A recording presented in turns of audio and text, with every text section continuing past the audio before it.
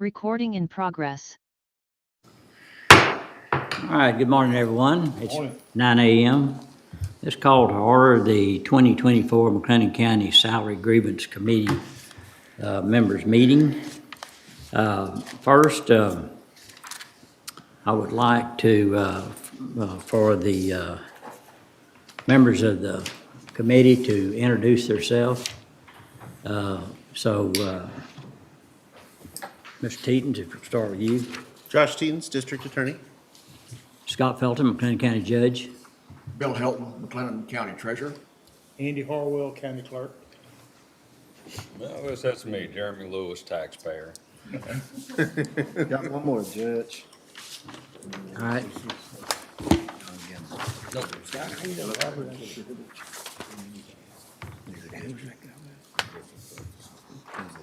No. Introduce yourself. Is there anybody else that's come in with the mental Well, we may need you. So, John, introduce yourself, please. I'm John Gimble. I'm the District Clerk from McLennan County. Thank you. So right now, we only got 6.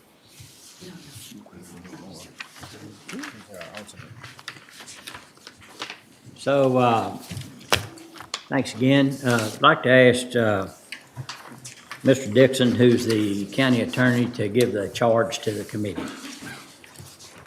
Well, it's really more about the process.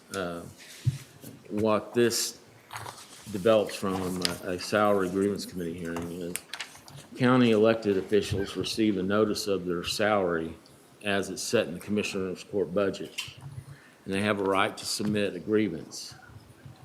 If a grievance is received, that matter goes before the salary grievance committee, which is you.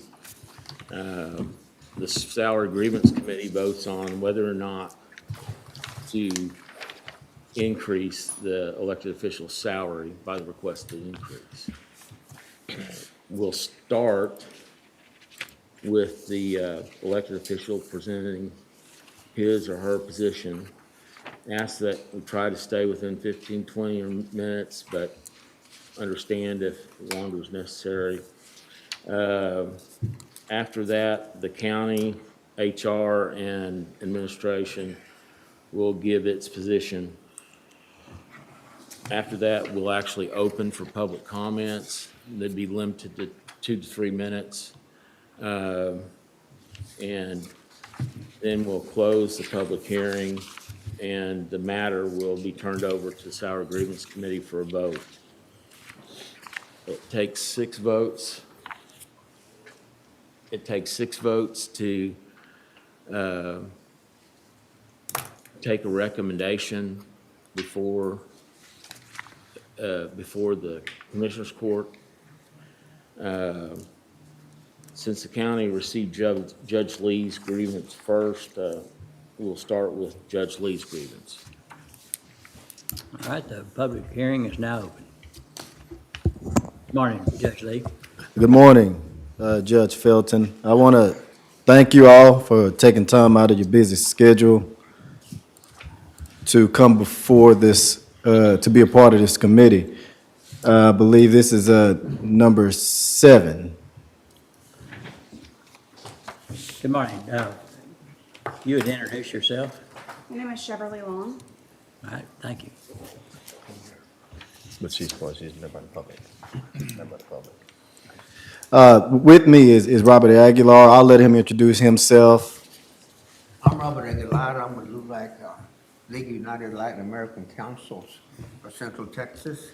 I'm the coordinator of advocacy and inequity and discrimination. And I've appeared before County Department of Adult Juvenile Probation Department in a case. Thank you. I usually have a PowerPoint presentation, but I did not have the opportunity to bring a PowerPoint.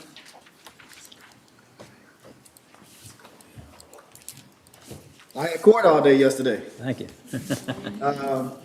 And Tuesday was pretty hectic. Monday is hectic. It is hectic every day. Every day. So I'm gonna be old school, plain Jane, and see if I can get you all to understand where I'm coming from whenever I file this grievance. So the first page is, as Mike stated, it was my grievance. I submitted the grievance to the chair, which is Judge Felton, and it just clearly states that I am requesting an increase from what's budgeted at $73,890, which includes the COLA, cost of living, as to $77,734, again, cost of living included. And this is in accordance with Local Government Code 152.016, and I appreciate Judge Felton for acknowledging that and allowing me to come before you. So for those that, so some of this is going to be redundant to some, and to others, it may be new. The Justice of the Peace Court, we wear multiple hats. So I'm just going to go over, just summarize some of the things that we do so that you all will be able to get a good understanding as to why I am requesting this increase. When it comes to civil cases, we handle small claims, debt claims, repair and remedy, truant conduct, which is now a civil offense when it comes to kids. And it's criminal when it comes to the parents, but it's a civil offense, and that's where the district attorney, Josh, and I, we work together to make sure that that case is filed correctly by the school district. And then we have eviction cases. And so those are the civil cases that we hear on a day-to-day basis. Now, with that being said, some are considered jurisdictional, meaning that you have to file it in the precinct where the property resides. But when it comes to small claims, debt claims, repair and remedy, and truant conduct, it can be filed in any justice court in here in McLennan County. There's no jurisdiction. The only thing that they have to file when it comes to those civil cases is eviction suits. Now, as far as criminal cases, we hold parent contributing to non-attendance, and that's that criminal aspect of truancy, and that's where the parent can be fined only for not complying with the court's orders. And we have all other fine offenses, traffic offenses. You have hot checks, sexting, parks and wildlife. These are non-jurisdictional. They can be filed in any justice court. And I have seen pretty much all of them. When it comes to inquest, that is not jurisdictional. It's not. If I receive a phone call from any law enforcement, I'm going. I've been going. I've been going, and I'll continue. Administrative hearings, they're non-jurisdictional. Dangerous dog, dangerous wild animal, disposition of cruelty of treated animals, disposition of stolen properties, driver license suspensions, revocation hearings. I'll stop there because I questioned that whenever I had to sit in for Judge Peterson one day. And it was a driver license suspension hearing. And I was like, wow, why isn't this filed in my court? And they said, well, we choose to file it in Judge Peterson's court. I said, okay, that's fine. I say, but I'm here. I'm here. They just choose to file it. They judge shop. I have no problem with that. Environmental public nuisance, handgun license suspension proceedings. Those DPS try to file it in the precinct where the person's license was suspended. But now, you can walk around. You don't need a license. I think the only time that applies is if someone wants to go out of state and they want to have that concealed license. That's the only time it applies, and if it gets taken away. Occupational driver's license proceedings, tow hearings, all of this can be filed in any court. What you see next is a bench exchange. As I stated before, we work together as JPs. We take care of each other. And one thing this past year, I've watched Commissioners Court, and I admire the way they work. They work together. All come from different walks of life. All have different aspects about how things work, but they work together and they get the job done. JPs are no different. We meet. We meet sometimes quarterly. We meet sometimes monthly. We meet as needed. And whenever we do, we come to a compromise and we make sure we take care of county business. And that's what we do. We are all alike. All alike. There's no difference in what we do. We take care of each other. One goes down, one steps up. That's what we do. And we do it for the benefit of McLennan County, not for the benefit of one precinct or the other. We do it for McLennan County. And that's what we do. There's no I in this. It's all a team thing. So this bench exchange kind of goes into a little detail about it. I can sit in on any court here in McLennan County, as far as the justice of the peace court, and keep things rolling. We handle business. There's no need for the county commissioners court to go in and try to appoint someone. We take care of business. We take care of what we need to take care of. That's what we do. Now, I've done that in just about every court here in McLennan County since 2015. The next thing that you see here is what I bring to the table. Well, I'm the one JP that has the IT technology experience. So, with that being said, when it comes to something IT related, they've looked to me to make sure that the county is in compliance. The 2019-2020, it kind of the legislature made some changes, and they said, we got to get these things done. And so guess who stayed after hours, several hours, and throughout the weeks and months to make sure that the county was in compliance and met the expectations that the legislature set? I did. I brought that to the table to make sure that the county was taken care of. And I still do it to this day. Now, I don't know if the new IT director is going to lean on me that way, but I've worked with the auditor's office. I've worked with the treasurer's office. I've worked with IT, EDOC, Tyler, whomever it is, to make sure we stay afloat. But there's no need. There's no need to have hicks in this road. Let's just keep on rolling. And that's what we do. Everybody brings something different to the table. Everyone. Judge Pereira, he brings all of that years of experience and that knowledge and that wisdom. Judge Peterson brings that law enforcement background. Judge Hensley, she has extensive background in business and things like that. We all bring something to the table. And our newbie, she brings passion. And she's very, very cooperative, and she leans on me a lot for expertise. I keep my phone on, speed dial to make sure that not only her, but any other JP that needs some assistance, not just in here in McLennan County. I get calls from almost every county just to make sure that we're doing everything right. What you see next is this is data from the OCA, Office of Court Administration. And as you see, my office, I am the only JP office with 2 clerks. Everyone else has 3 or more. I'm the only office with 2. And we get it done. We've been getting it done. And so there are times whereas I have to not only hold court, but I have to go in and say, okay, we got these stack of cases. Let's get it done. I get in there and I get to processing too. Taking me out the picture. I'm taking me out the picture. I'm doing it for the county. Just to make sure that we're in compliance with OCA, because that's one thing Judge Felton told me when I took office in 2015. You better make sure you stay right with OCA. And I took that and I ran with it. And that's what we've been doing. And I hope that you're proud of the accomplishments that we've made here in Precinct 2, because at one time, it might have been on the chopping block.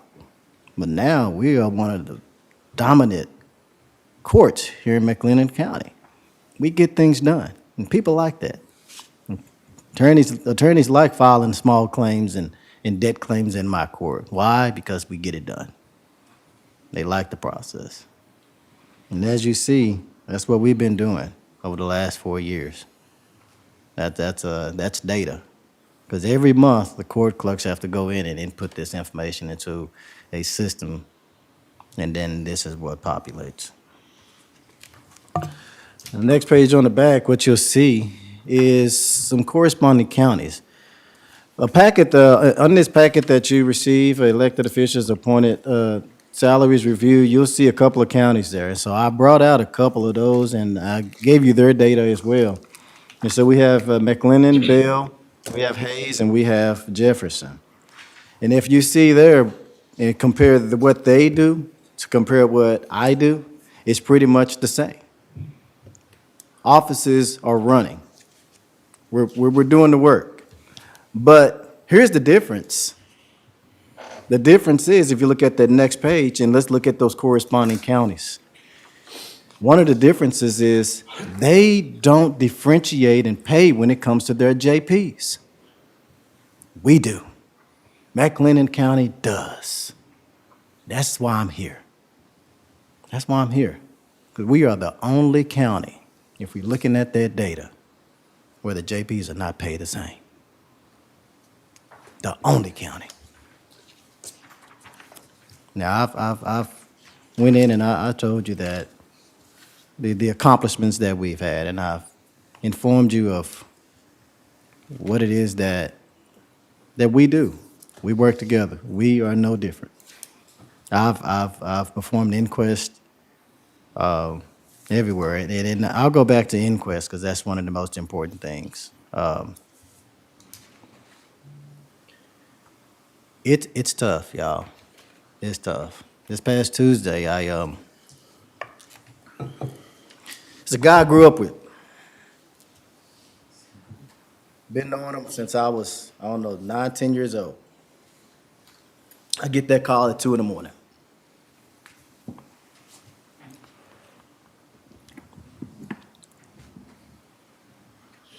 I go out. Got to. Sometimes I can go home and I can, try to relax or whatever, but I couldn't.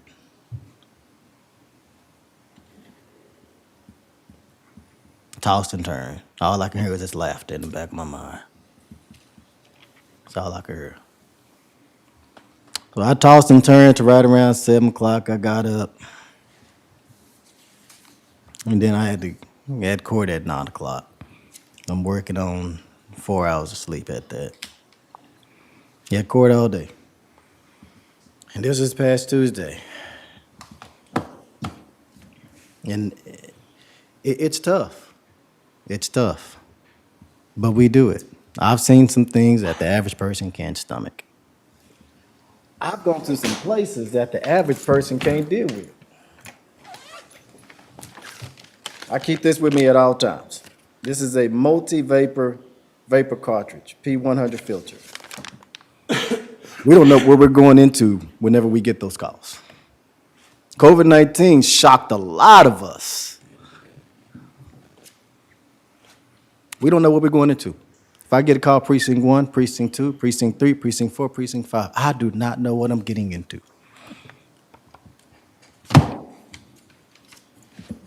That goes with this. This is a 3M. If it gets that bad, I have my bodysuit, as you can see. I gotta have my gloves. That's just important.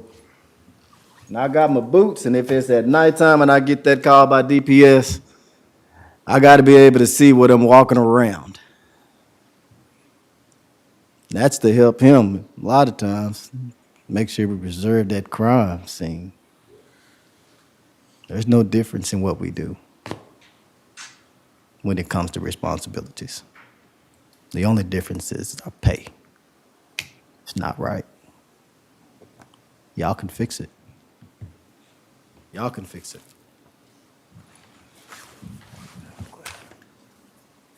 I have a question for him.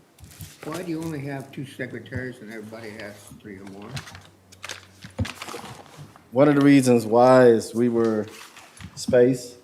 But guess what? This past year I worked with, I got with our maintenance, and I said, you know what? We're not going to spend county money on this. We're going to take what we got, and we're going to make do with it.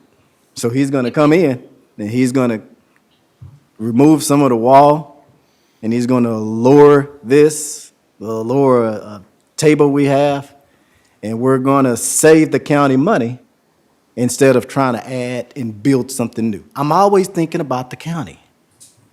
Always. Well, now I'm hoping that the county thinks about me. You didn't answer my question. Why do you only have 2 and everybody has 3? But Space. Yet you have the Is it space? Space. There's space. Okay. We're gonna try to work that out. And so with that being said, I close again, I thank you all. And again, I appreciate you all for coming, especially those that served on grand juries. I know that whenever you get those summits, sometimes like, but you came, and I appreciate that. And even for those who come to jury duty in my court, I always try to share that appreciation because y'all are doing a service, and today you're doing a service as well. All right, so again, thank you all, and God bless you. Thank you, sir.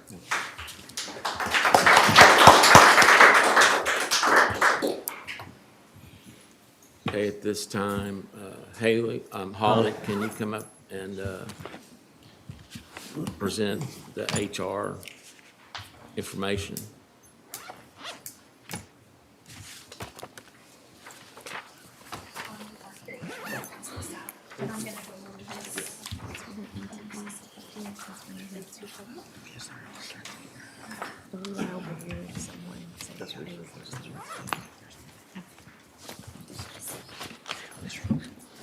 Thank you.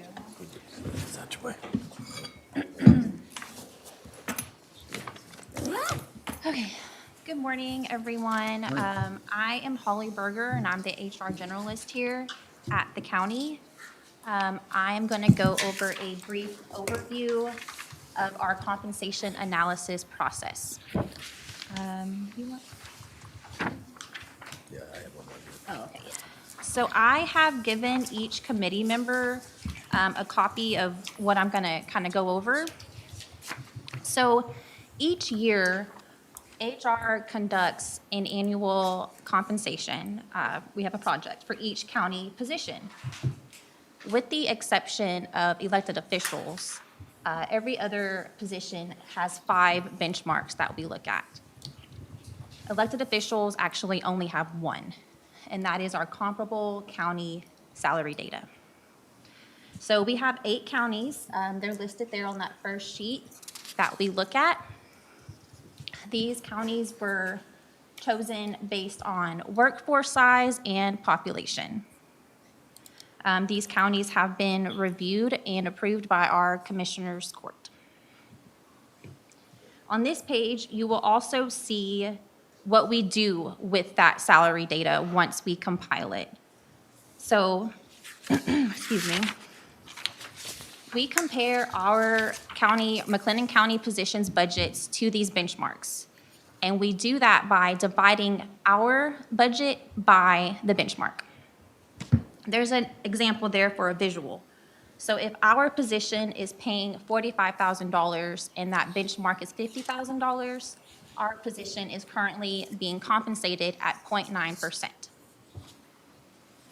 The ideal range for these positions, the ideal comp ratio range, is 0.8 to 1.2. If that position's comp ratio average is exactly a 1, then it is being compensated at the exact benchmark salary. When a position falls below that 0.8 comp ratio, HR then will recommend a salary adjustment.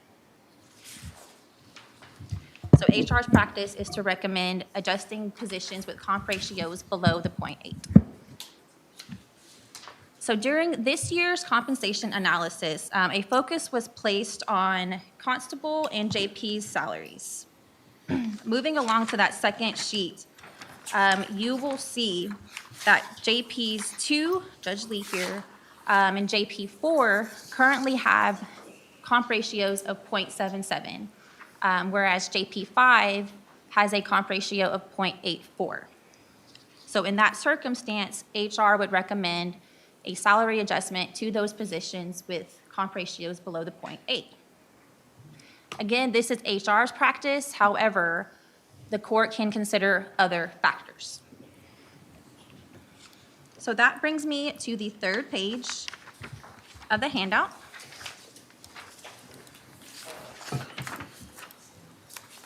This is a letter addressing the proposed salaries for JPs 2, 4, and 5. Magistrate support has been identified as a high priority need for the county. Therefore, this function played a role in these proposed salaries. JP4 is currently performing this function, whereas JPs 2 and 5 are not on the magistrate rotation. However, they do have the option. Because JP4 has been performing this function, it did receive additional compensation. Any JP who performs this function can receive this additional compensation. So the salary increase, due to JP2 being below the 0.8, HR did recommend a salary adjustment. And that proposed salary that proposed salary increase will put it at the comp ratio of 0.8, which is then in range and no longer considered an outlier. The proposed salary decrease for JP5 will bring it in line with JP2 at the 0.8. And that is the end of HR's part. Okay, you go. Is it done? Thank I have a question. There's no questions during those, just presentations. I just don't understand how she. Well, sir, there's no questioning, there's just presentations. I will address the rest of the county position. Judge Lee is getting a raise to put him in an appropriate salary range, but he is grieving the raise, saying that it should be more. What he wants to be raised to the salary of the precinct 4 JP. However, that JP for several years has shouldered the load of the jail magistration. And this year, even with the precinct 4 JP's efforts, the county has had to budget $90,000 for part-time jail magistrates. The Commissioners Court in its discussions did not believe that it was appropriate to compensate precinct 2 at the same level as precinct 4. Precinct has the JP that has been tirelessly doing the jail magistrations for 8 years.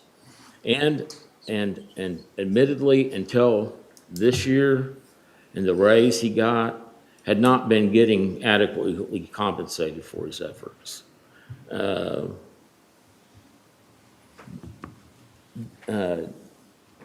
Judge Lee, he needed a raise. He's under the 0.8, and that raise is proposed. But the county position is that bringing him up to the same level as precinct 4 would ignore the added value from jail magistration that's being provided right now by precinct 4 on a very large or very expanded basis. And that's county position. Now, at this time, Judge, if you want to open it up for public comments. Okay, did the other member of the grievance committee walk in? So, okay, She's an alternate. okay, Okay. all right.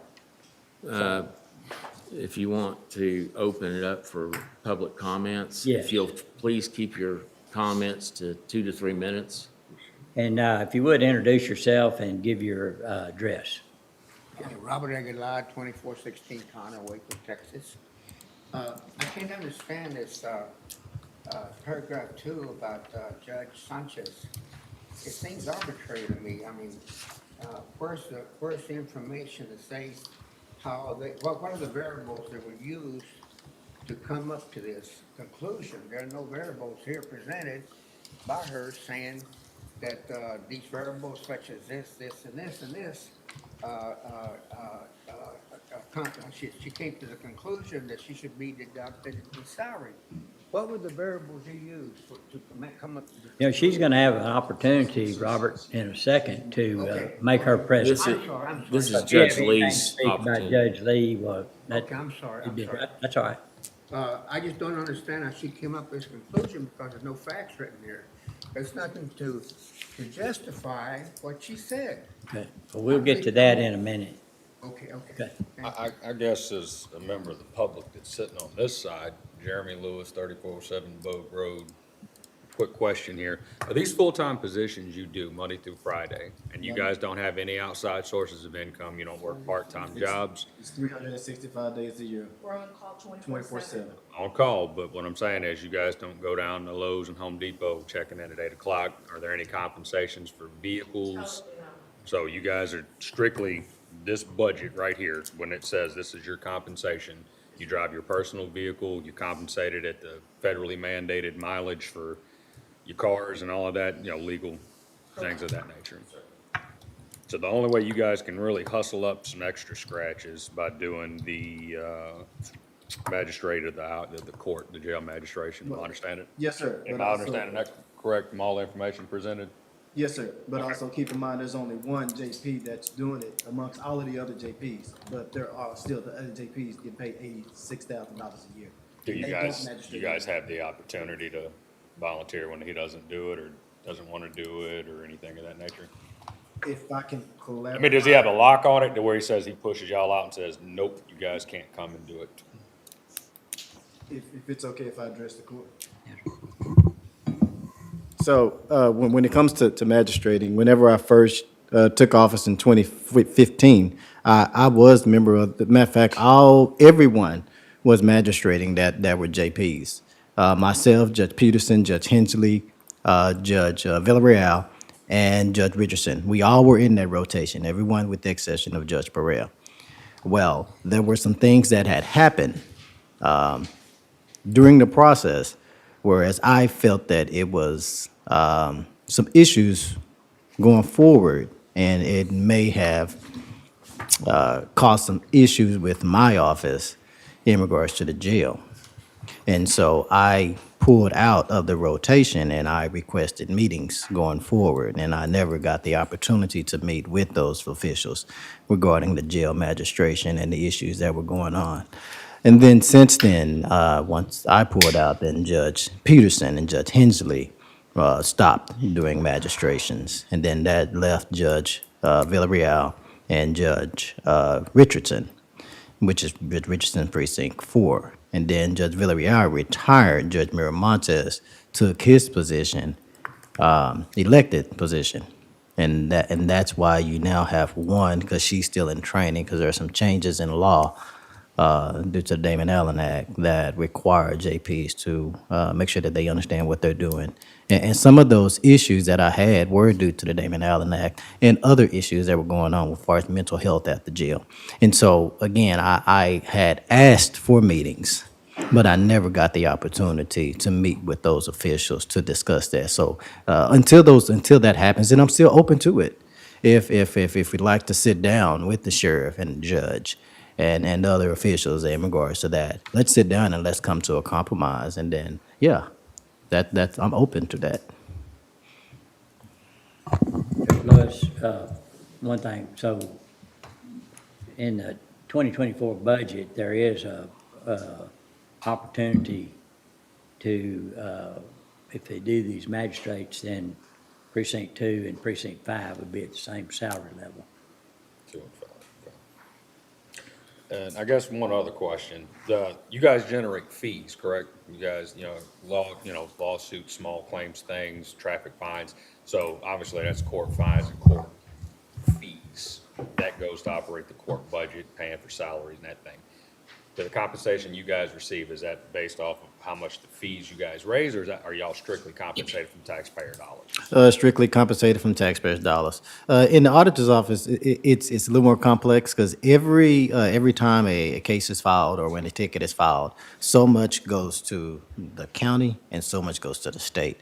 And they have formulas set aside, so whenever the court clerks go in and input that data or that case, it automatically distributes what goes where. But the courts are not, the salaries are not based on what we bring in. No, sir. It's So- never been that way. Now, is the variance in the amount of the salaries between the different districts, is that based on the amount of caseloads that are seen? That's a in that- question in that for Commissioners particular Court. That's the question for Commissioners Court. That Justin, has historically been a consideration, Okay. but it's not always, from year to year, it's not always a perfect, Yeah, I mean, it's nothing's a perfect world, so. you know. I'm just saying, man, I'm totally new to this whole situation, so I guess I'm asking a whole lot of questions. That's that I'm good. sure everybody knows the answers to already, so No, I appreciate the information. I'm gonna move on. I encourage you to ask them. Judge Felton, did I understand you right? Y'all put something in the budget where Judge Lee participates in magistration, there's some sort of supplement or something that would bring him up to the same salary level? For next year. It would be. It would be in next year's budget. For the next year's budget. But that's what The we're talking 25 about. budget. Oh, for 25? Yeah, 25. Okay. It'd be 24 activities. Okay. And hopefully that would offset our additional money we had to put in the budget to pay the part-time magistrations to pick up, because there was a need to magistrate that wasn't being met. So, Okay. As it stands, right now, Judge Richardson, he's in rotation, he's fourth. And that was a question that was brought up, and HR may need to come in, or the auditor's office may need to come in and clarify that. If all JPs, it shouldn't just be for one, because at one time, Judge Peterson and Judge Hensley, they addressed the court, and they said, hey, if we do it, can we get more money? And so it will open up the door, not just for me or for anyone else, it will also open the door for any other JP to get that increase in pay. But the question is, when will we, when I say we, myself, Judge Richardson, and Judge Miramontes, be considered equal in pay? Because right now, Judge, there's 3 judges that make $86,000 a year that don't magistrate at all. They don't. So why even throw this in the picture? It makes no sense. do you have a question? Well, now, if you were able to get your space issues worked out and hire another clerk, you could potentially take on more cases. Is The- that- Yes, well, we're taking on cases now. It will allow us to continue the process. Yes, ma'am. But that, we're working on that. The Commissioners Court put a dollar placeholder in there for the justice courts, and this was due to the increase in jurisdiction to $20,000. And so the money has already been allotted according to the Human Resource and Auditor's Office. They're just waiting on the space to be provided, and that's something that our maintenance director is working on right now. But I'll say this, and this is something that, you can count on record. If you pay all JPs the same, I'm quite sure you wouldn't have to worry about paying these associate judges.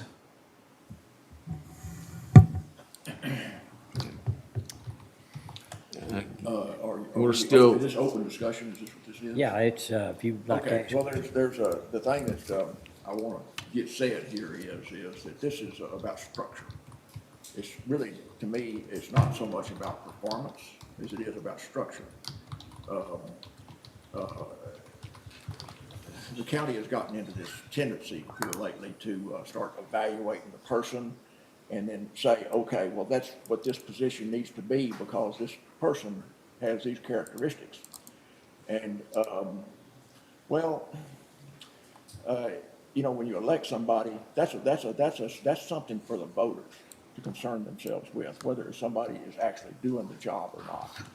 And so, the pay is an incentive, and if the commissioners aren't getting the person that they think needs to be in that position, they need to raise the pay. That's just it. I mean, pay is an incentive to get better people. And so, or people with more skills, or people that do more, or whatever. And so, and insofar as the specifics of jail administration, the administration of this jail, the setting bail, well, okay, you could just simply offer, which I think y'all have started to do that. You simply offer an incentive so that if they do it, they get paid. If they don't do it, they don't get paid. Well, you just So- said that structure, rather than performance, well, that is a performance measure, What's that now? to provide the incentive. Well, No, it leaves the decision up to them, and, is what it does. And that's what the court is. That's what the court is doing, that's what I said, you know, Yeah, they, okay. they're starting to address it on that basis. Right. To leave the decision up to them. Right. And do it, you get paid, if you don't, you don't. And so, yeah, that's the way you address those, is it uses an incentive, not, and just let the chips fall where they may, otherwise, rather than trying to get in here and micromanage the situation seems to me to be the tendency. These positions are so complex, there's so much involved. When somebody comes in fresh, they're lost, you know? You got these people with experience, and they're really important and valuable, and you need to keep them. It just takes a long time to learn this stuff. And there is no way that HR or commissioners are gonna understand the details of these positions. They just, no more than we can understand the details of, say, what you do, Scott. I mean, you know what I'm saying is right. Yeah, well, and the commissioners, their job is to know more about details about what to do, and, we're elected body as well, and so the taxpayers expect us to be able to manage the budget and be sure that it's a efficient process where the taxpayers are getting their, the best efficient program as they can get. So that's, that's the. But you make mistakes when you get in there and start trying to micromanage it. I think you can, and sometimes if you ignore performance, you make mistakes as well, so. Mike, is it okay if I just will say one more thing? Yeah. When we're talking about magistrate functions, a magistrate can be any judge. It's just not confined to justice of the peace. That's just the actual legal terminology of it. The justices of the peace have traditionally been the ones that take on that workload, but any judge can be a magistrate. And as I mentioned before, the county hired 3 attorneys who are not justices of the peace. They actually handle magistrate duties on a part-time basis. And when it comes to, far as why Judge Richardson does it, and this was part of court record during Commissioner's Court, where the constable was wanting a little extra money. And the court was informed that year to date, for this fiscal year, Judge Richardson has had 16 eviction suits compared to my over 380. And so his workload in civil cases, especially evictions, is way less than mine. So he has a little more time. Again, we're all structured different. We're all different. We all do things different, but again, we work together to make sure it's done. Judge Richardson has a lot more time to go to the jail and stay 4 or 5 hours out of a day because he doesn't have court. He doesn't have court. But when he look at me, on the other hand, I got this debt call and I'm up. I got 3 hours of sleep, and now I have eviction suits starting at 9 and ending at 3:30 daily. It's a time. So we should not be paid different because we all work together to get the job done. That's the focus of my grievance today. Well, I would say that I think Judge Richardson would take issue with the comment that he's not in court. He has in other areas, he has a very strong docket. But I understand what you're saying, that you do have a large eviction docket. I have a question. Judge Lee, is it your intent to begin magistration? You had some questions that you said that were not answered. And I know the JPs have monthly meetings, you used to, informal lunches, I believe, and now I think I've heard it's stretched out a little bit longer times now, but do y'all discuss these issues? And if HR is putting an importance on magistration, is it your intent to look at that and try and get your questions answered, and then begin looking at starting magistration, and along with some other JPs to relieve some of that pressure on just Judge Richardson? Well, my goal is to meet with those elected officials. I like to sit down with the county judge and the sheriff, and let's go over some of the issues that I had at the jail, and then let's make sure those issues are resolved. And I requested that meeting, and I have not received. I have a- never, no, that's the first I've heard of that. And I've got a very good staff that informs me and schedules meetings, so I think you know better than to I know did that I would request. not I respond to sent the your request to your office, sir. This was years ago. years ago. I sent the request to your office years ago, and I can pull those records and bring them to you. I'd like to see them. Okay. If you do have the meeting and those questions are resolved, would you consider beginning the rotation if there's a premium put on that? HR would have to change their policy that they put in place. Right now, the policy is show me, then I'll give. But that's not the way it should be. It should be give and then give. But what they're saying is that you have to do magistration for 1 year before you're compensated. That's their policy. That's what they've adopted. But it's still not going to fix the problem. It's not. So even if I were to start magistrating, will I ever be paid equally amongst my peers that are not magistrating? It's still not going to fix it. I do agree somewhat with what Bill said, that the voters are the ones that have a big part in electing people to positions and re-electing them if they're doing their job. I do have, when you produce, like HR has done, a comparison of other counties, and they have a county comp average that shows where we fall in that group. I do look at that, and then I look at the county comp ratio, and that it seems to be a qualitative issue that court has put on those positions. So I do understand your point about other counties making the same, the JP, so I hear what you're saying. Anna, I saw James Lee's presentation. He highlighted 3 other counties where they're all paid the same. Were the other counties similar to that, or are we kind of an anomaly in that? Are you talking to me? I'm sorry, I said Anna, Holly. Yes, Anna's our HR director. Holly, you'll have to speak I'm into the sorry. mic because I'm sorry, I didn't hear your question. I'm sorry. Basically, are we the only county that's different in how we pay our JPs, or is that common where some JPs get loaded with more work and they're compensated differently? So as far as our 8 comparable counties, 7 of those comparable counties pay their JPs all the same. 1 does not, and I believe that's Webb. I can double check that, but I believe Webb County has different salaries for their JPs. But I cannot speak to what functions they take into account, they consider when choosing those salaries, those different salaries for their JPs. Does that answer your question?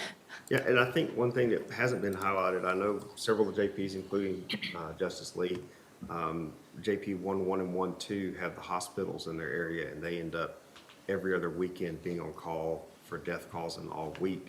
Basically, that's a large extra duty that deprives them of sleep, and I think that kind of probably explains why they're compensated higher. I'm not sure about JP 3. I kind of stay in my own little world of the clerks and the district judges. I don't go peer too much. Justice can JP3 is an attorney, as well as Judge Villarreal was, and JP3 is currently the only JP that's the birth and death registrar for that area, and that's the others had transferred their duties to county clerk's office back in 2018, I believe.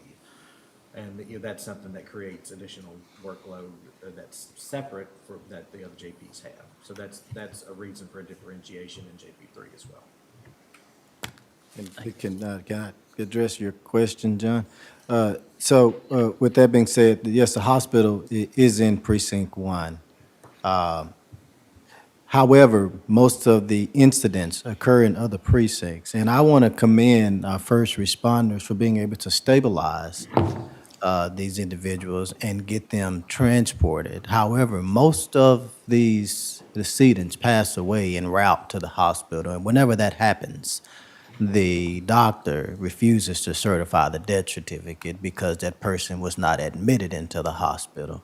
And with that being said, I have responded to hospital calls, and just like Judge Miramontes has. And we will continue to respond to those hospital calls because there are times whenever JP1 is out. Case in point, they were out a month or so this year, and who took the workload? We did. We did. And it's going to happen. One may want to take a weekend off. One may want to spend a little time, take the wife out to dinner for the anniversary. And guess what we do? We send a text message. Hey, can you cover me? We got you. We got you. And if one gets sick, why should the commissioner's court have to go in and find someone or appoint someone to cover that? We do that. We take care of that. And they have always done it. I'd like to follow up on what he said. May I follow up on what he's saying? If it's okay with them. May I follow up on what he's saying? I have friends that are they work in the ambulance division, and they say most people do not die in the hospital. They die on the way to a hospital. They don't die inside a hospital. So what gentleman was saying and what he was saying was that when they arrive at the emergency room, like here in Providence, because mostly small counties come to Waco for the emergency room, as I understand it, because I have a friend who works at the Baylor Providence Hospital, and he tells me that all the counties send people to the emergency room because here in Waco, that's the best facility, except for Temple. So that means that those folks that are here, do they then go to the emergency room here for a death certificate? Or do these guys have to do it? So if the emphasis put on their salary because they work weekends and so on, that don't make sense to me. If they're not dead at the hospital, they're generally dead when they arrive, or they die here in Waco. One point of clarification, I think, Dustin, you mentioned JP3, Judge Perea is an attorney. He's not. There's no attorneys currently as JP. He's not. Okay, He's not an attorney. okay, we'd always been under that understanding, yeah. Yeah, makes sense. He does do the records that you were talking about. Right. And also, with regards to the registrars, at one time, well, we all were registrars, with the exception of Judge Villarreal, and Judge Richardson, I believe. But whenever we were prompted by the state to consolidate those duties and hand those over to the county clerk, we were like, okay, this is a good thing for the county because it makes it so much easier for death records to be filed. And so now in McLennan County, the goal was to have all of those deaths that occurred in rural areas sent to the county clerk. But Judge Perea, he said, no, I'm keeping mine, in which he had that right to. But we looked at it from the standpoint of the county. What is going to benefit the county? And that was why we chose, which is myself, Judge Hensley, and Judge Peterson, we chose to take those records and transfer those to the county clerk. And so that's why that process was put into place. Okay. At this point, we've gone quite a long time. Do you want to close the public hearing and then we can turn it over to the Salary Grievance Committee for a vote? Right. All right, let's close the public hearing and turn it over to the Grievance Committee for a vote. And the vote is, I guess, I'll give you the form of a motion would be, Can I ask two questions just real quick? Sure. I heard we had an alternate.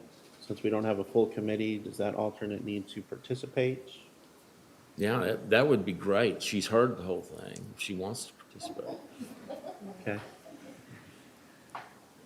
And then the second question is, I think you're about to say this, but I might get ahead of myself. Well, whether or not to Hang on, grant, that's one talk at a time. What was the question?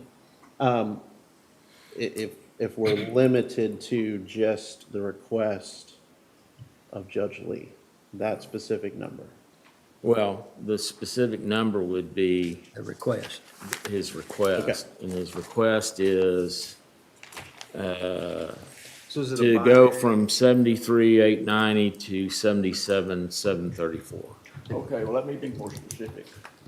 I am considering that, what I'll get you. Judge Felton said, provide the money if they do the jail magistrate work, when they do jail magistrate work, and raise that pay to something else, but leave that out there as it's presently existed. So I guess the question is could a different number be recommended?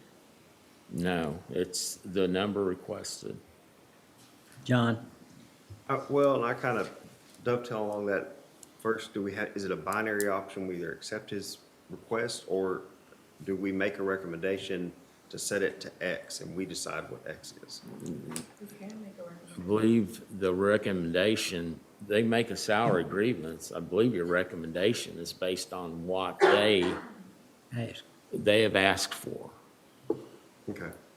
So making up a scenario, if he asked for $100,000 and we say, oh, it's only worth 70 or whatever. we You either would have to just, go up you'd or say down. no, up or Okay. down on that. And then the other one was, I don't think that we can get into this, but it seems like we're kind of blended in this system of who's doing what and that. It may be better and cause less confusion in the future, kind of what Felton was talking about of some sort of supplemental pay system similar to how you get that for probate duties that the county could set up where people that participate would get that and people that don't, and then that way the salaries. We are talking about that. Okay, yeah. Just one other thing here. So the two that are here today are requesting a raise. So obviously there's a disparity between I don't know, this thing sounds way convoluted. You got one person trying to do 9 jobs. I do, please vote for me. You volunteered to do it, so now they get a raise, then the rest are gonna come back and say, okay, well, we're doing this work and this is why we're compensated more.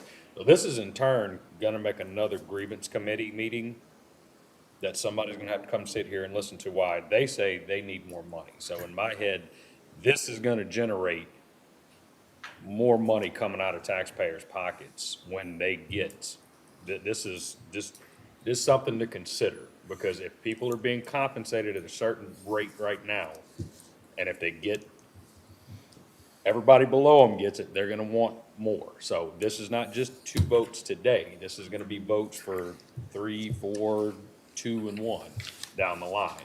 So if this thing is convoluted, I understand compensating people for what they do, but if there's an inequity in salary, why is there such a confusion on, well, this one has a hospital and this one died in an ambulance? And I understand. I mean, we get it. It's all very sensitive and things of that nature, but why is our county the only one within that list that was presented that has the different ratios for what this one's compensated for this one's compensated for that, but the other counties are the same similar size?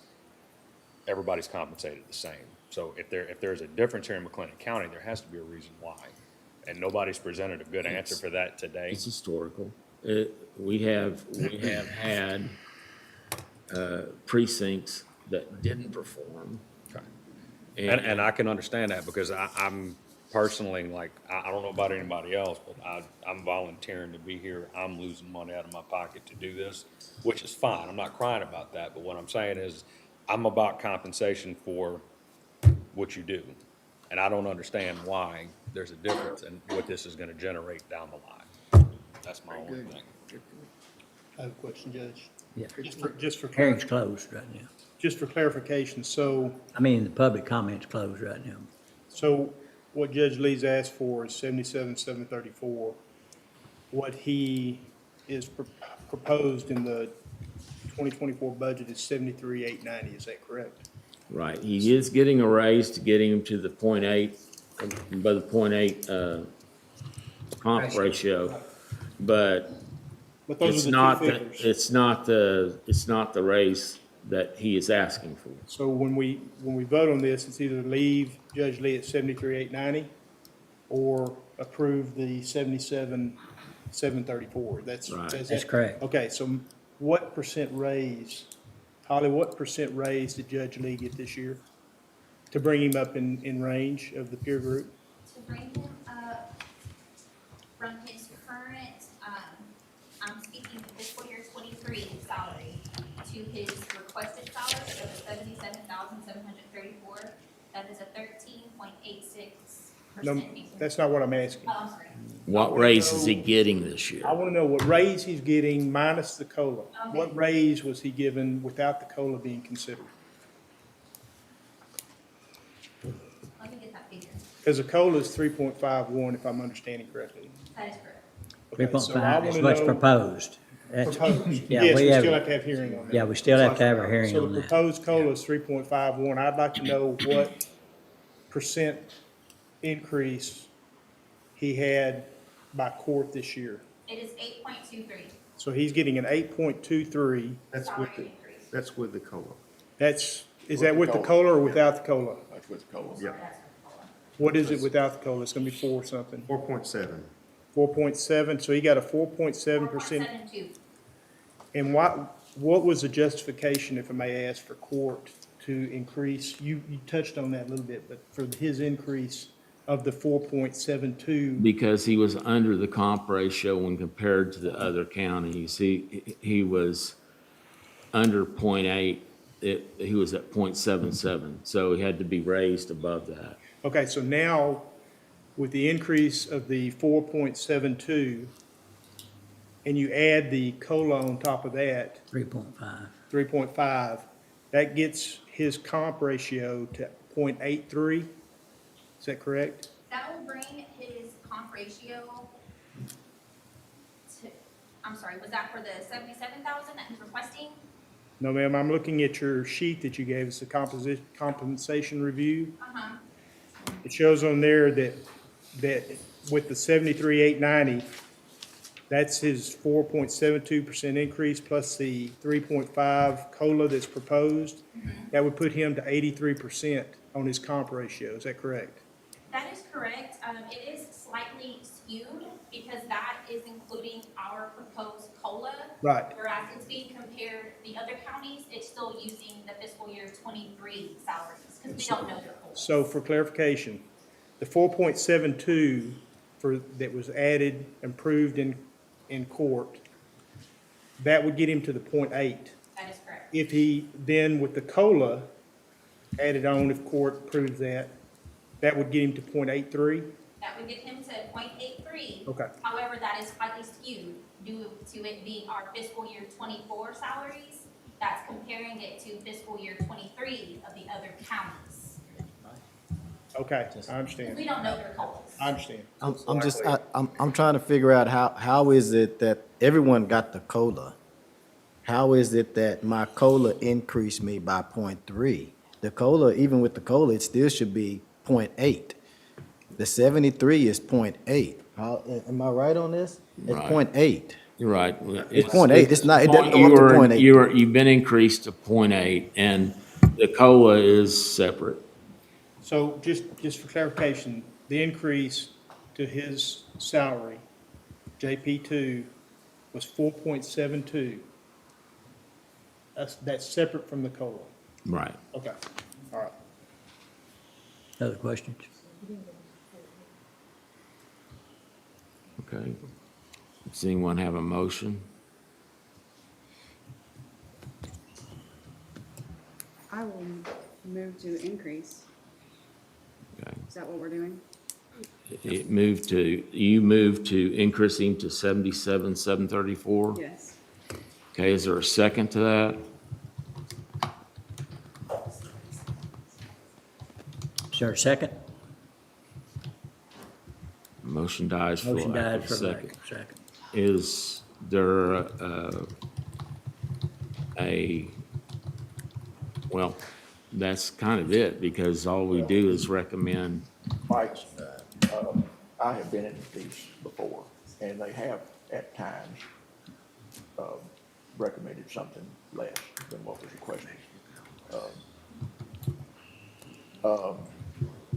What I wanted to do, what I was suggesting here is that we tie the three JPs together and provide them with an incentive if they do magistrate duties.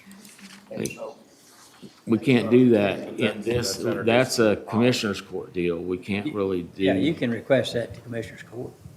That's not what this is for. I think we can just touch these two, and I think you're right that we do have latitude to have a different amount, but I don't think we can do anything other than make a recommendation to Commissioner's Court.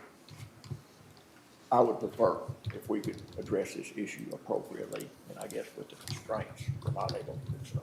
So anyway. Well, like I say, the budget has not been, the final budget has not been, they have to have a public hearing and, the process, and then, but what's the 28th? Is 29th. 29th. Hey, Mike, it appears to me that Bill, I just want to make sure that we're clear. Your non-vote was, or no seconds was made, but I want to make sure that everyone had their questions answered prior to it being called for a vote. Because there could be an option, one could have assumed that there would have been an option for them to call another vote based on the questions that were answered, that were asked afterwards. Okay. Can I have one before we close the whole deal out? So this section D here, the committee's authority is limited to the consideration of increases in the salaries or personal expense of county or precinct officers. The committee may not set policy of the county or add new items to proposed county budget. And so, right now, we're considering his request, right? But the kind of sidebar what you were saying is, well, do we have the ability to consider an alternative number? Right. Does that section of this right here allow us, does that give us a loophole is not the correct word, but is there a legal, I mean, I get it, maybe his number is not to what people want to do, but meet him halfway or somewhere in the middle. Does that give us the ability to say, okay? That is the question, and Mike is our attorney, so just relying on his interpretation. That's the section that I have a question about.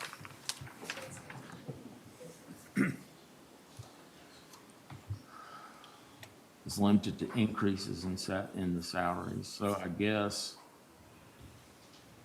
you could do something less than what he's asking for. I have a question on that then. And John, you touched on it a little earlier and got an answer from Judge Felton on this, but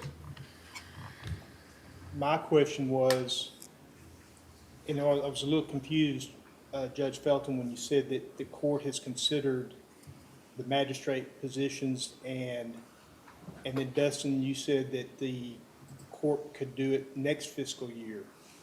My question is, I'm just naive about this, I guess, but could the Commissioner's Court fund that position to what Judge Lee's asking for, and that happen within the year, or does the salary have to be approved during budget period? Because I would be for that, if he meets the requirements, put the money in the slot, and then if that comes along, then bump him up to what he's asking. So the issue is how elected official salaries are prescribed under the code, where you have the proposed salary, you receive the proposed salary letter, notice has to be published in the newspaper. And so whatever that salary is that's published in the newspaper that's then ultimately adopted in the budget becomes that elected official salary. Okay. So if you set that salary for Judge Lee now and said we were going to check in December and see if the magistration duties were being done, he's still going to be paid the whatever was published in the paper and whatever was set in the budget. There's no authority of the court to raise that or lower it during the We year. did not put in a supplement. And that's one thing we talked about, and what the district clerk brought up earlier is, one thing we can do going forward is put a supplement down there for Magistrate. magistrating. I would agree with that. I think if you put that in the county-wide budget where it's not in their budget, then they don't have the Well, direct that's authority. That policy way, stuff. commissioners can verify that they're actually doing the work, and then we can have a more standard salary structure, but I know that's not really our. I see the auditor shaking her head. It still has to be posted, It whatever. was part of the compensation package delivered in that letter at the beginning of the year. Even if it was a supplement placed in the word JP, they would still have to receive that full supplement through that. So whether they do the job or not, so if they don't sit on the bench one time, they still get paid. Correct. And there's no way to take that back. No. The voters. Voters. Are the only way. So more tax dollars to go talking about how we're spending more tax dollars. I think that's the That's reasoning probably, fantastic. excuse me, I think that's the reasoning behind saying you do it for a year, we see that you're doing it, and then that, I understand the logic there, so. I understand though too, that the point that he made about there's so much disparity in functions of all the JPs. And other counties seem to be handling it all the same, and I know there's some nuances, but I am aware of what you're saying. And that's something that will be looked at. We're just now, there's every area has to be looked at, and the concentration right now is on constables and JPs. And HR has looked at that as a possibility. So, but right now, we're dealing with this, and we've had a motion, it died for a second. Is there another motion? Is there a motion to do something? Does the D supplement here, he wants this, we want that, if we put it in the middle. I don't know, I don't understand the complexities of what you do. Okay, what I do understand is complexities that everybody in the county, the lady in the back, Miss Holly, or what's your name, Berger? Yep, and then this lady over here, did everybody receive the same 3.5% COLA across the board?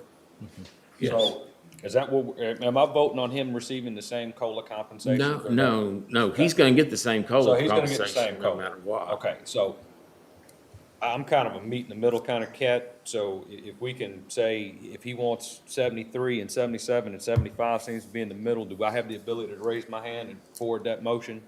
It may not be the number you want, sir, but I'll meet you somewhere in the middle, as somebody that is paying tax dollars out of my pocket. You have You understand the what I'm authority to make a motion to recommend to Commissioners Court Well, 75,000. can I make a motion then?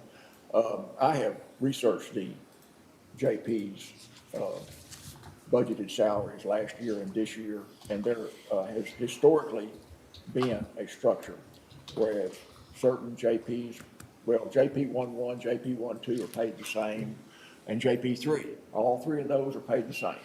And then the other three JPs were paid, well, one of the JP number 5 was paid was kind of in the middle, but then there was two at the bottom that were paid the same. And so there was always this structure.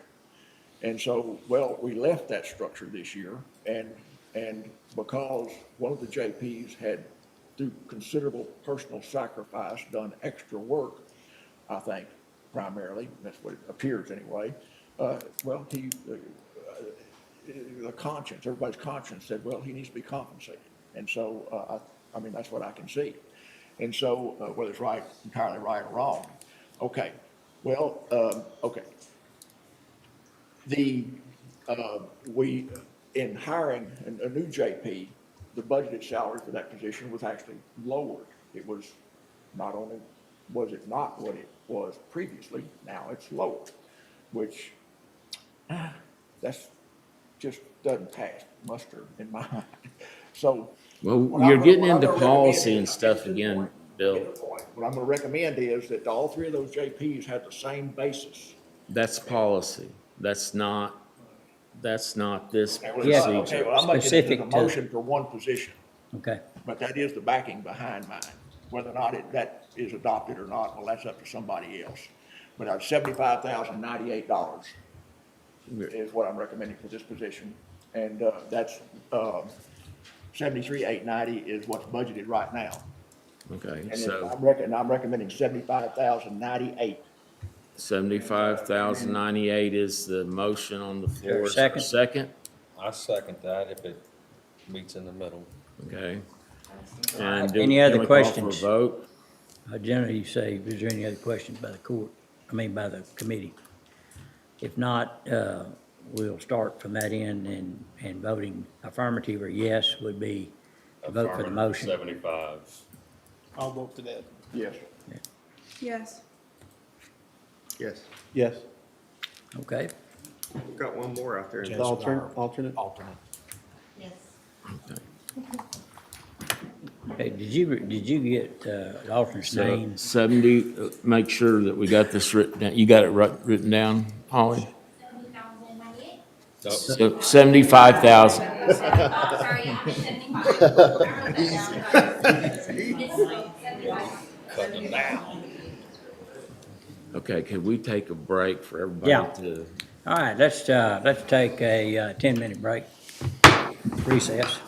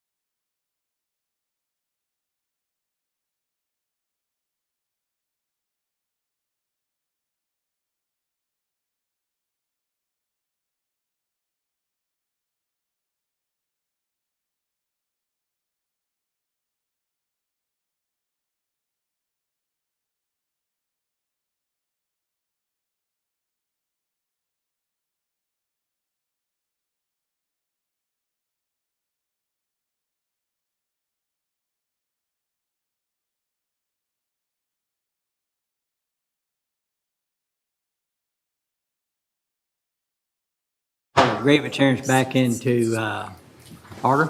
If you would introduce yourself, please, Yes, I'm Deborah Smithson, and where do you live, what's your, 1625 Wooded Acres Drive, Apartment 114, Waco, Texas. thank you, appreciate your service Thank you. and agreeing to come. All right, so now we have Judge Miramontes here to be able to speak to her request, so good morning. Good morning. Thank you all for your time this morning. I'm Judge Miramontes. I am the newest judge for JP5, taking over previously held by Judge Villarreal. First, I want to ask, did everybody receive a copy of my grievance letter? Does anybody have questions about my grievance letter? Okay. So, again, I just want to, kind of summarize, which is, I'm not asking for an increase. What I'm asking for is that my salary not be decreased and I maintain the current salary of $75,098 and receive the 3.5 cost of living increase for the 2024 fiscal year. Now, my argument to that is, looking at salary data from 2015 to 2023, no newly elected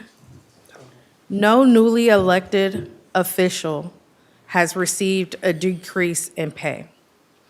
After speaking with the budget department and HR, I was informed of the following three. One, magistration duties at the jail.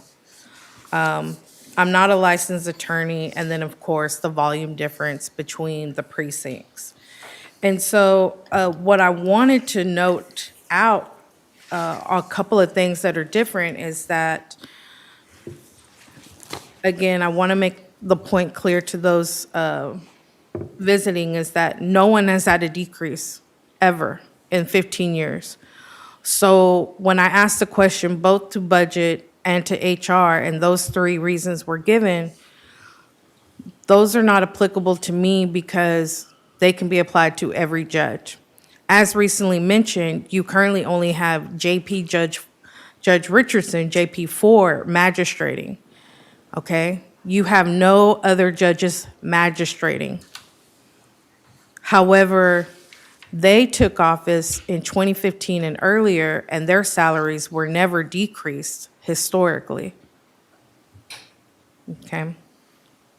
Also, the JP1s also requested additional funds for magistration duties because of the time and effort.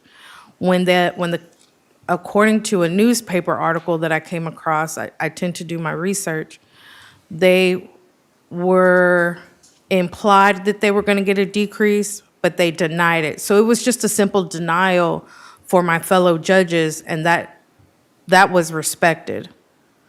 So I'm here to formally deny my decrease, just as my fellow judges have previously. I also want to point out that my predecessor, Judge Villarreal, who was a licensed attorney, even going back to 2015, was never compensated as those in JP's precincts 1, place 1 and 2 and 3. And Judge Villarreal was a licensed attorney. He did magistrate, and on a third level that is not within the JP realm is he performed blood warrants, which is where he is called upon, or he was called upon, so that he could work with DPS for blood draws at the hospital and so not. But he was never compensated in that time. So again, there is a history within the county to pay less. And even though the reason they're giving me is, well, you're not an attorney, you're not magistrating, and the volume, it doesn't add up to what my predecessor had. Because my predecessor was paid $13,000 difference a $13,000 difference from those who were not doing duties within our realm. And to make the point that I said in my letter is, magistration is within our duties. I understand that HR wants to turn it into an incentive and extra work. However, it's not extra work. It's a duty that the JPs have. I at the moment of my election and meeting, I advised the commissioners that I spoke with that I do intend to magistrate, but I wanted 1 full year in office to learn the courtroom, get properly trained and again, Judge Lee, Judge Perea, all the judges have been great mentors to me, but to get the courtroom aspect down first before heading out for magistration. Again, that was something was talked about amongst all of us. And we do support each other, but I want to remind the commissioners and those sitting on this committee that magistration is within our duty. I understand that the county did have to invest in 2 additional judges. And I've heard the argument before, well, all the other judges can perform magistration, but I do know that historically in McLennan County it has fallen on the JPs. So to incentivize quote unquote extra work to me is an error because it's within our duty. You have JPs currently choosing whether or not to perform it or not. And you also have JPs that are being compensated very well who are not performing that duty currently. So you're not getting that service out of them, but they're making $13,000 more. And to the point of the precincts, those lines are not determined by us as JPs. Those lines are drawn legislatively. Those are not within our realm. And just kind of pointing to it, we are elected officials. And I did reach out to my close family and friends to join me here in the courtroom today so that they can get into the know of what happens at the county. Because as an elected official, I feel passionately about those tax dollars, that people should know what I'm doing for them in their community. Now, with that being said, JP1 does have a lot of inquest calls. They have a very large area to cover.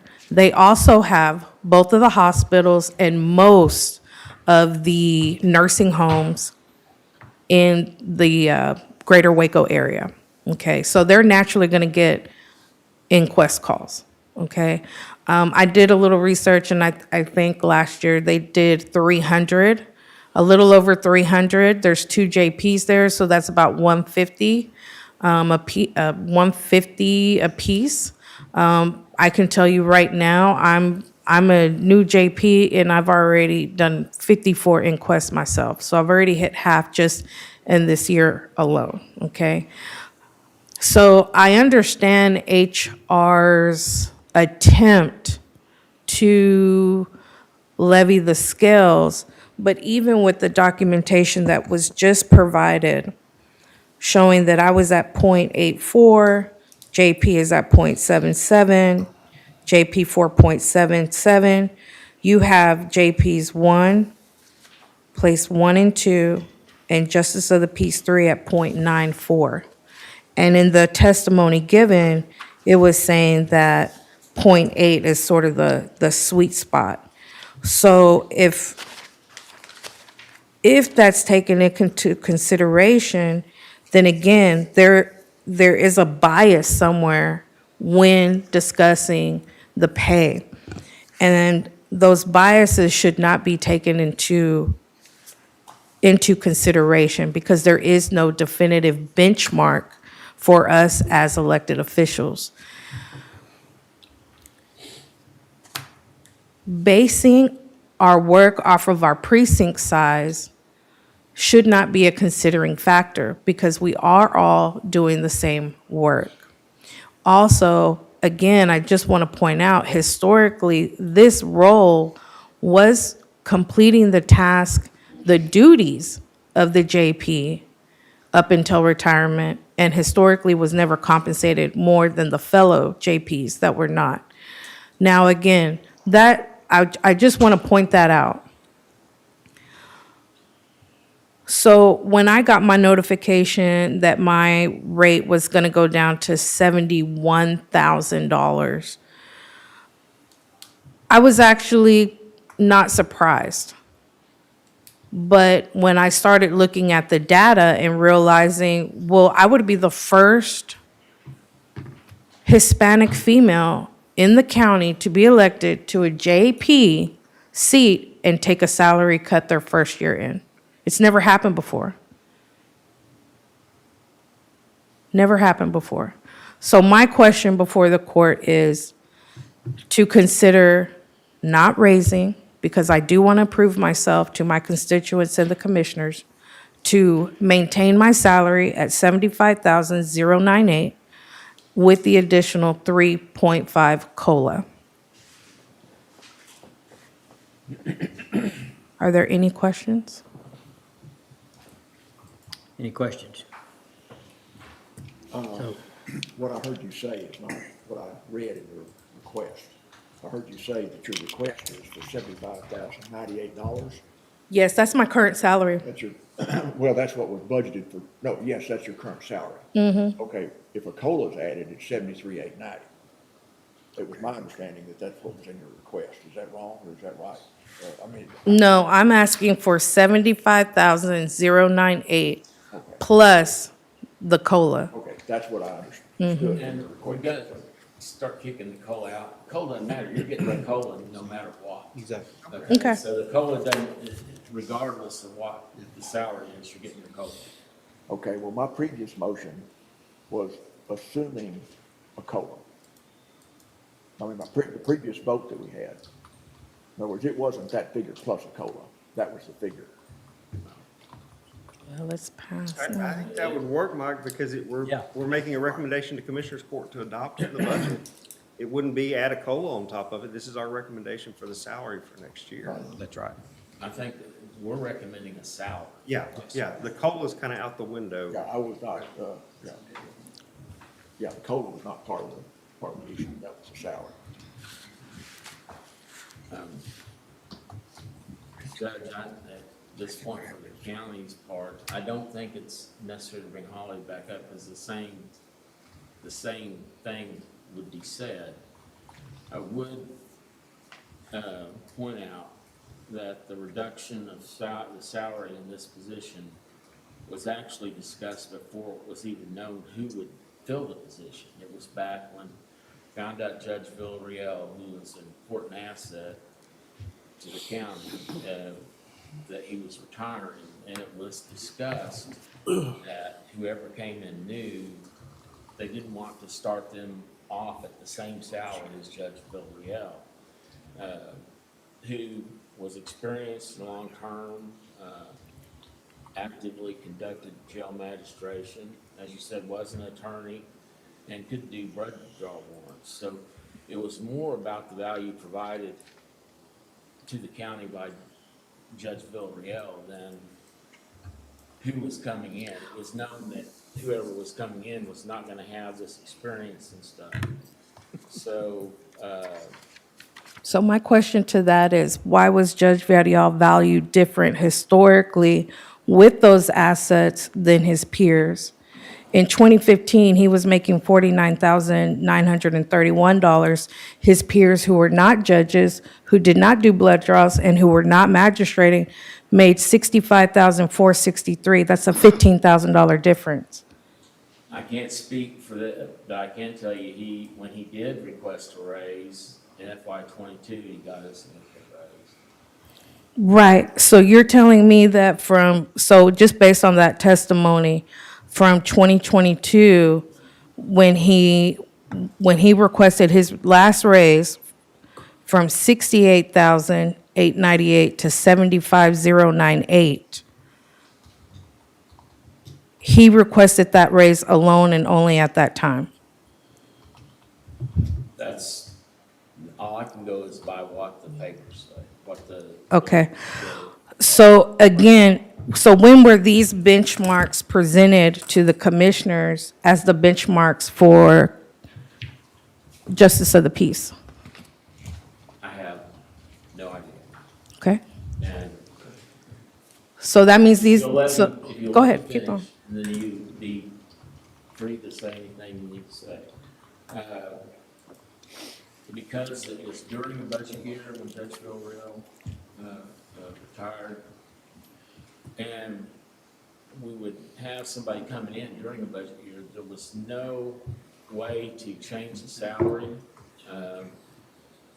First of all, you can't change the elected official salary mid-year, but Right. secondly, it would have meant lowering the salary for Judge Villarreal for 3 months, which wasn't appropriate. So none of this was based on who was coming in. It was based on, you know, Judge Villarreal having that experience and it being a position where somebody's coming in new. So that is the background to it. It was discussed before anybody was elected. It was discussed when we first found out. I remember the Commissioners Court discussing it. When was the last time a newly elected JP judge received a decreased salary for being a new judge? Do not know. Anybody know? I can tell you this, when Judge Hensley was appointed in 2015, she took over her predecessor's salary, not being, she was a brand-new judge appointed to her seat. She came in making $65,463. She made that for 2 years, and then in 2017, she received a raise. Again, Judge Villarreal, an attorney doing blood warrants and magistration, was making $49,000. So historically, JP5 has been paid lower. Although my predecessor was an attorney, performed all the duties. Again, when was the last time a newly elected justice of the peace received a decrease in salary? In 2015, it hasn't happened in 15 years, 2015. Now, in 2017, under Commissioner Snell actually requested a raise for my predecessor, Judge Villarreal. And that is the same year that JP's Place 1 and 2 decided to discontinue magistration duties. So in 2017, the other JPs, okay, and I'm just pointing out, the reason why I'm just going with JP 1, 2, and 3 is because those are the highest paid judges, okay? It's just for salary purpose. In 2017, it is documented in the Waco Trib that JP's 1 and 2, Justice of the Peace Place 1 and 2 in Precinct 1 discontinued magistration duties. At that time, they were making $68,311. They discontinued magistration duties that year. But in 2018, they did not receive a decrease in salary for discontinuing those services to their taxpayers. They actually got an increase of $70,019. And at that time, my predecessor was making, so they got to go to $70,019, and my predecessor was making $58,867. So the pay is skewed for your justice of the peace. Yes, sir. Okay, so she came in, I'm assuming, like there was a special election held for you to No, come in? no. And you I was Okay, then- elected to my seat. I ran, I had a primary opponent, and then I had a general election opponent. Okay, so the guy didn't get sick midway through and you came in No. and took over. So, No. and you're saying that you can't legally lower a politician's salary? During a mid-year, and see, our budget is October, and they take office in January. Yes. So it's, So, but what I'm saying is, right, wrong, or otherwise, is there precedent to not, are we on the hook? Because the time she was elected, I'm not saying that she found a loophole, but what I'm saying is that there's no way, and if she's saying that there was no way, other people dropped duties, I'm just confused on, I mean, do we, like, if she goes, and if she doesn't like the answer we give today, and if she gets an attorney that takes it to, you know, somebody else and says, okay, well, you can't, there's no precedent to be able to do this. I mean, are we just on the hook well, because? here's the situation is, every year, you may have different commissioners, you may have the same commissioners, but there's not always a situation where everybody thinks about everything. And we do make mistakes, and we do overlook things. But I understand, and it's not necessarily saying like, well, right, wrong, or otherwise. What I'm saying is if a mistake was made, and then everybody comes back and says, all right, let's crunch numbers here, and says, okay, well, this compensation is higher than what it should be, but because a mistake was made. What I'm saying is, are we voting on trying to correct that mistake that was made today with what's going on with her Well, numbers? Today, we're voting on and requested increase back to her salary that she started at, which was the salary that was set for Judge Villarreal. But so, regardless of whatever is on her paper and is on his paper, this Justice of the Peace one that makes whatever, $83,578. Well, as she said, there's a lot of duties for Justice of the Peace one. Okay, and there's a so, lot but of- if she would've ran for Justice of the Peace one with her limited resume in comparison to, would she have been locked in at 83,578? She would've gotten that salary, correct? it would depend on what the discussions were as far as the abilities, or what that, JP had been provided. Whether a new person is gonna come in and be able to do.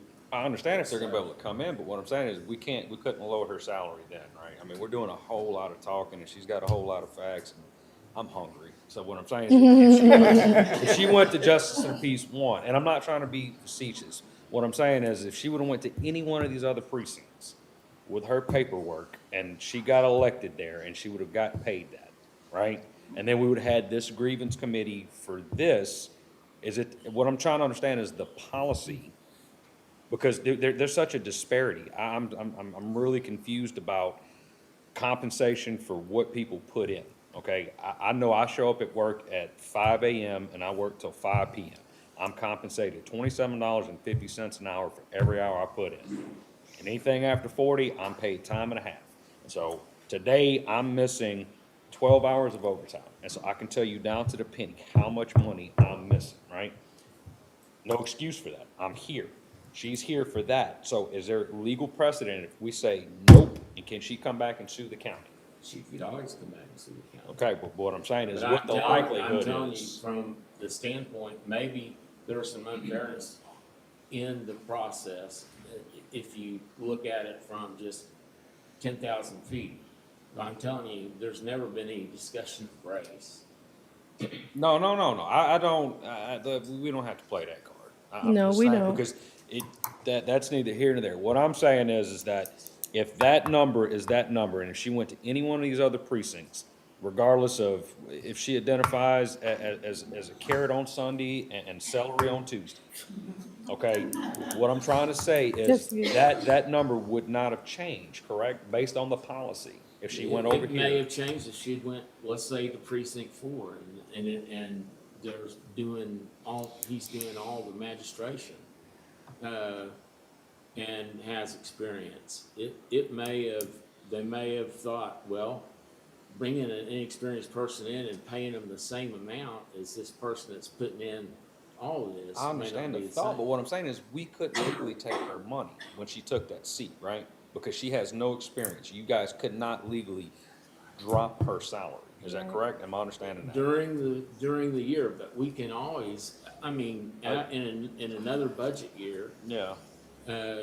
you can always change an elected official's salary. Let me clarify one thing, I think it might be when the budget, I recall the discussion when the budget process was going on. Judge Villarreal, we knew he was not gonna run for reelection and that there was, already some people filed for that position. But the court did not want to change that budget, and short him those last months that he worked, because, he had put in the time and we agreed to that already. And so the discussion was, well, at the next, it'd be another budget year before we can address that salary and match it up to, to the duties. So that's why she came in at that higher budget, because we were restrained from changing that during the middle of the year. I got a question. Is our new JP performing the same work as Villarreal? I mean, let me restate that another way. No, I don't want it to be stated that. Is the job the same? Is the job that she has now the same job that Villarreal had? Whether or not she's performing the work, or is it the The same job? job's the same now, she's not doing the jail magistration, but she is learning the process. So, well, that's what I'm saying I see us getting tangled up over, well, this person's not the same as the other person, and this is different this way or that way. The job hasn't changed, and so the job, and that's what, being an elected official, to me, it's all about. It's about, what is this job? And so when you start delving into, Quality issues. yeah, like I say, that's not. Can you do the blood draws? That's the- No, you have to be an attorney to do a blood draw. So there's nobody that we lost that ability once that. Yes, gentleman you retired. did. Right, but the job is. That has to be done, it has to be done by a district judge, the blood draws, No, So. County court law. or county court of law. There's some limitations there but still. But my point in stating that, sir, again, and not to combat your argument, I hear what you're saying.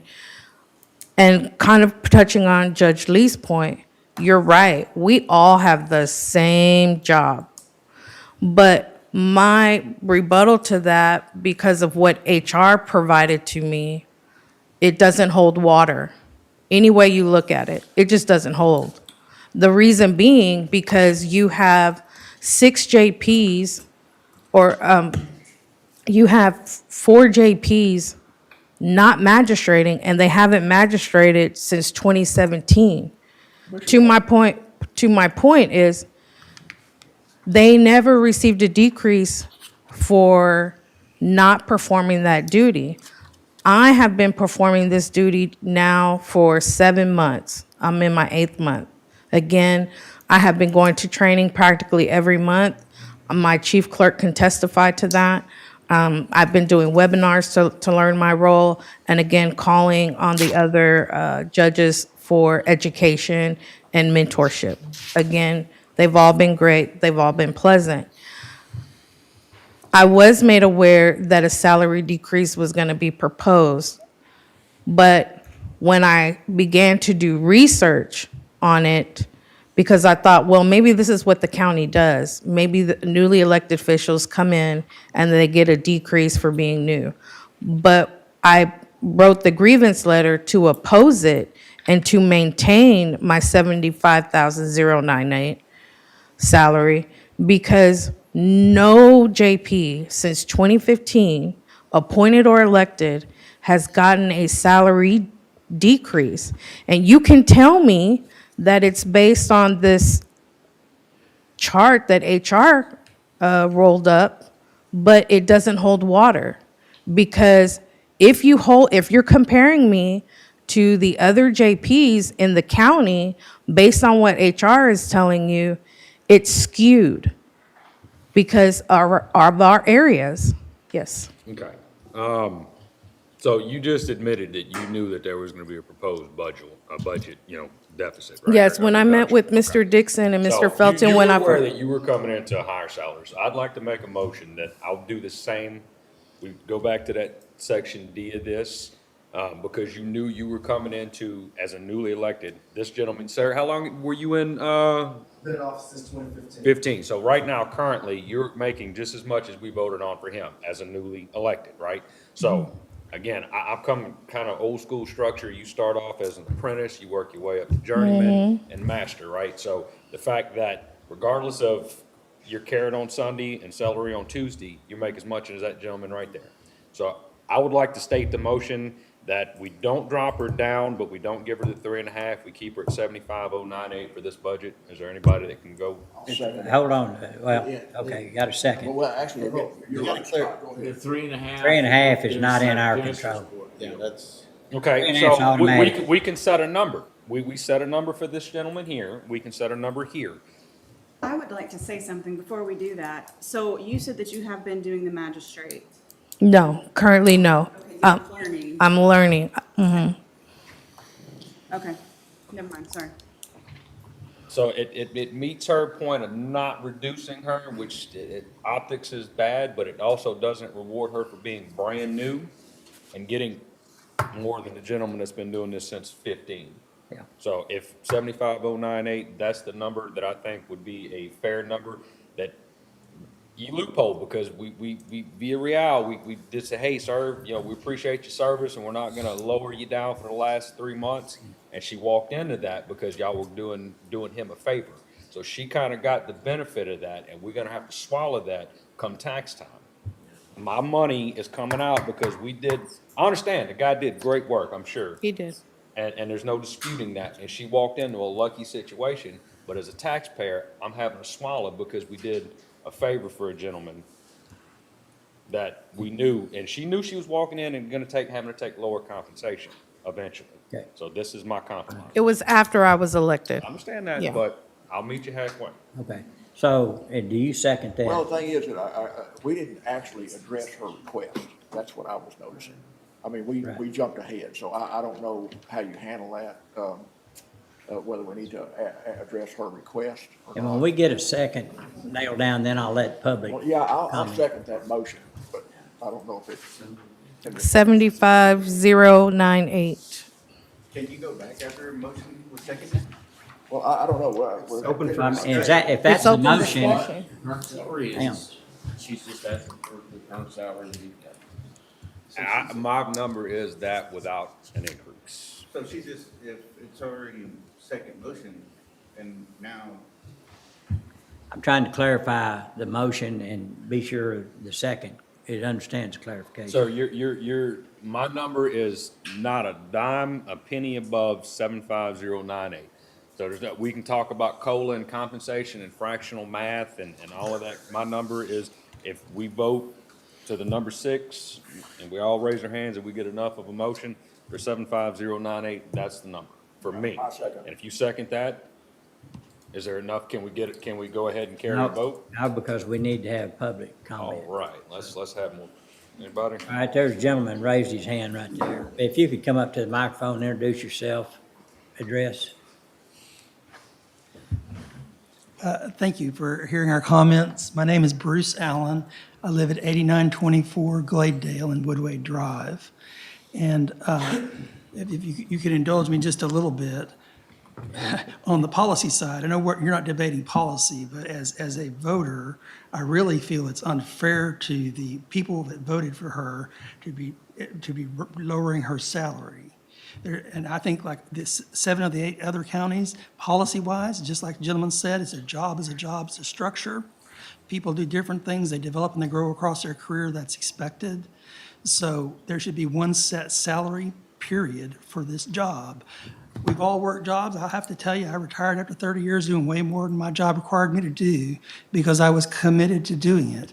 And if she does the same, her voters are going to see that, they're going to vote for her. If she doesn't do that, they'll see that she doesn't, and they won't vote for her. And I think that's going to get you out of all this mess as a policy procedure. And It's something we can't vote on today. I know that. I'm just stating from a But I policy appreciate viewpoint you and, bringing that up. right, so as a policy viewpoint, then just as in this particular thing to the voters, I'm not in her district. You know, I didn't have the opportunity to vote for another commissioner. But the voters, you shouldn't be paying people different salaries based on the same job, regardless of your abilities. The voters are aware she's new. They know she's new. They know the guy that went out was very experienced. People are new when they start jobs. And then I'm going to switch back to policy. We shouldn't strive for point A. We should strive for at least the mean of salaries between point 0.8 and 1.2. We are not the bottom salary in our county comparison group. We should not be the bottom county in there. We want to get high-quality people paid fairly for hard, difficult work. And we shouldn't be, even though I see the problem that got you here, I don't think you should be changing the rules of the game here in the middle. So I see it. And I do appreciate your time. All this because some committee, and I don't know who was in the committee, decided, I think, after she was elected or before she was elected. When did y'all make that decision about changing that? After she was elected or before? Well, the discussions were before she was elected. And was that discussion ever done with any other JP before they were elected? I have no idea. No, she said it wasn't. So why did y'all come up and decide that you knew she was going to win, and y'all decided to have a committee? No, let me finish, sir. I know you're a lawyer. Let me finish. Well, we have a motion and a second on the floor. Okay. And are you trying to talk them out of that, or what? I don't understand, because. I'm just trying to make a point, sir, that a committee was set up only for this person, only, and it hasn't never been done before. And why only for this person? A Hispanic female from Precinct 5. And as we know, Precinct 5 has always been left behind. Mr. Villarreal was there 35 years. And in HR, as you're there so many years, you get a raise, at least for proficiency, for performance. But he was kept low on purpose. So what she's saying here, what I'm saying here, that's been a form of discrimination against Precinct 5, which is Hispanic. And that's been the way it's always been for us. So to me, what y'all did was discriminatory because y'all decided at the last second to make that decision. Sir, I ran into Fernando in the hall earlier this week, and he was actually appreciative of the raise. He never mentioned that he felt discriminated against. I think that you're raising some issues that Fernando never raised himself. He did raise it to the community, but because he was an attorney and had income from other sources, he felt comfortable with that. But he discussed it with us, and he said that he felt it wasn't appropriate. But we felt it was appropriate, and we are the voters. And it wasn't just one person. We were hundreds of people that were saying that was wrong. And we brought that up to people in the commissioner's court and said, that's not right. Why is he, the constable, for instance, he was treated the same way. When he got elected, the former judge called him into his office and said, don't quit your full-time job because this is only going to be a part-time job. Okay, so that's what. I would move to close public comments and move to vote. I would just like to give my brother an opportunity to speak, if you will. Yeah, I'll be fast. Don't worry. I'm not going on big words. So, Alejandro Sanchez, 120 Mary Lee, Hewitt, Texas. I'm with this gentleman. I'm up at 4 o'clock every day to go to work. And if I started my job and worked 8 months and they come, hey, you know what, man? We're not going to pay you the same. We got to take money away from you. Sorry. Just got to do it. It's very upsetting. I would not work the same. I just wouldn't. You know, and to take money from people after they've already been doing the job is just wrong in my book. You know, you devalue the person more than the next person. Just the way it is. And that's the way I see it, is unfairness. Like, you know, you can't take money from people that are already doing the job because something y'all did beforehand. Y'all knew that Judge was retiring, and then y'all decided to pay her this, and then y'all had, hey, we're gonna take the money from you. Sorry. It's policy. Policy suck. Sorry. You don't take money from people that are already doing the job. And like I said, it puts you on the hook for later on attorneys. It just sucks. And wasting more money sitting in courts, wasting more money and more money and more money. You know, that's what it is. So to me, like I said, you can't take money away from people that are already doing the job, in all fairness. And I know life ain't fair, but y'all can make a choice right now to make it fair. Thanks, sir. Okay, so let's call for a question on the vote. So we have a motion and a second. Everybody understand what Do we the, understand what the motion is to keep her salary at 75,098? Yes. And that would be the recommendation made to the Commissioners Court. everybody understand that? And we're not even talking about COLA right now. No. Not on this motion. This would just be to set a recommendation. All right, all, aye? Aye. Aye. Aye. All right, pass. Thank you. Thank you. Wait a second. I'm sorry, I missed. Are you an I too? I've been invisible all day. Well, you're setting my mic. Kind of blocked me out. All right, okay, thank you. Judge, do we need to sign anything today? Yes, he's preparing. Thank y'all. Thank you for your time. Ready to go? Can we just leave all of this here? Yeah, just leave it here. We'll resign. Hang on, you need to sign a document.